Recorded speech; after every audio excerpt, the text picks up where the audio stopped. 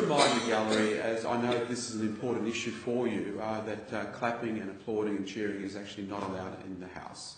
And I'll ask you if you could please consider that. We are dealing with the signature of 10,000 signature petition. I call the member for Baulkham Hills.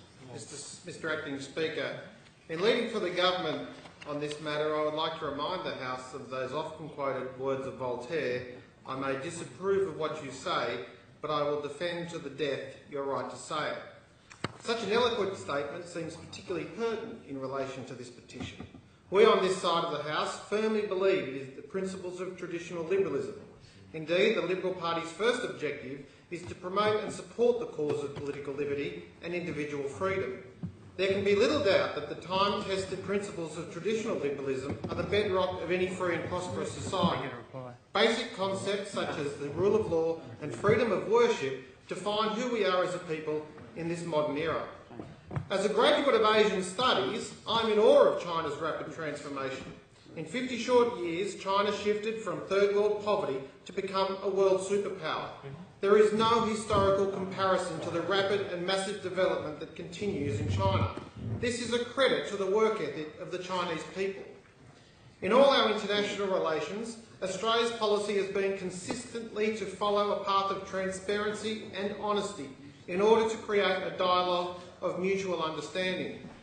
It is because of this very principle that I feel obliged to be leading the government in response to this petition. This petition raises serious concerns about the question of human rights abuses in China.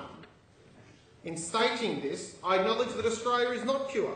John Howard's need for an intervention in Central Australia to reverse child neglect in our own Indigenous community was proof positive of that.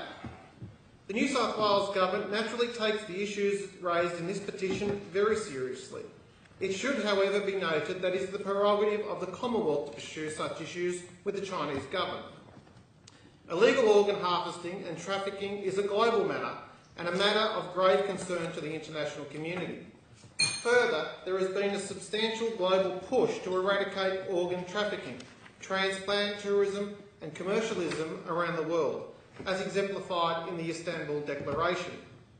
It is pleasing to note there is some data out of the University of Peking to indicate that some improvements in the volume of illegally procured deceased donor transplants has occurred.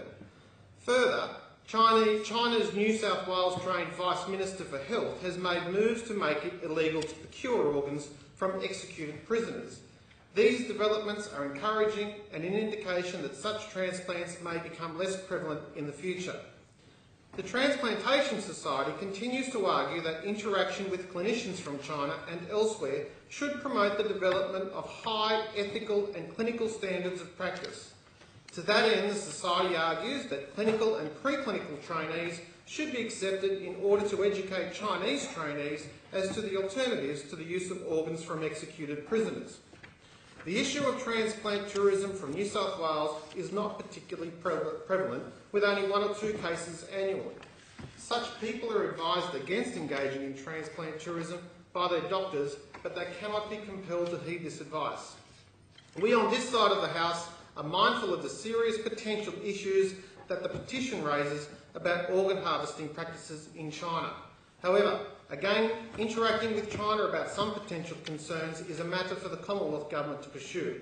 But it would be remiss of us as a legislative body promoting our place on the world stage to ignore this petition.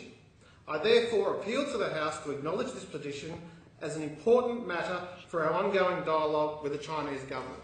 Thank you.